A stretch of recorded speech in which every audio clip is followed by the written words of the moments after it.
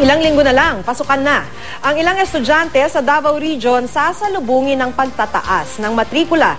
Inaprubahan na kasi ng CHED ang tuition hike petition ng 30 universidad at kolehiyo sa rehiyon. Makibalita tayo kay Helen Quinanola ng GMA Davao.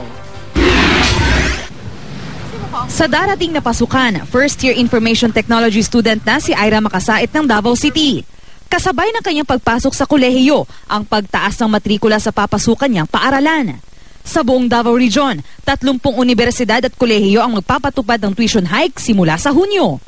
Yan ay matapos aprubahan ng Commission on Higher Education ang kanilang aplikasyon para sa tuition increase. Kaya si Ira, magtitipid daw para di mabigatan ng kanyang tiyahing sumusuporta sa kanyang pag-aaral. Okay lang sa ako, pero syempre lisod gyapon para sa akong ginikanan kay syempre dako gyapon ang gastos nila. Si Aling Sara naman pagsisikapan pa rin daw na maghanap ng paraan para matustusan ang pag-aaral ng kanyang anak sa kolehiyo. Okay lang siya kung mayo mangyud ang sa eskwelahan, okay lang ang sa mga estudyante. 3.5 hanggang 10% ang aprobadong pagtataas ng matrikula sa Davao Region.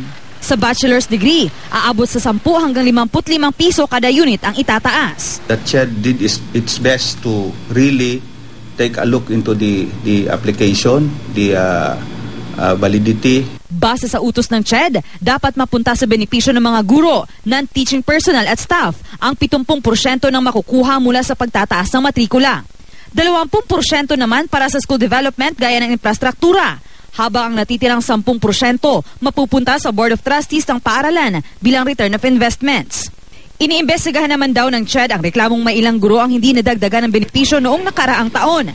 Sa kabila ito na 3 to 99.69% at tuition increase noon sa 45 paaralan sa rehiyon. Mag-i-increase ba tapos hindi ibibigay sa teachers? That's why we had our rounds of verification kung talagang binibigay. Helen Quinanola, Nagbabalita, Pilipinas.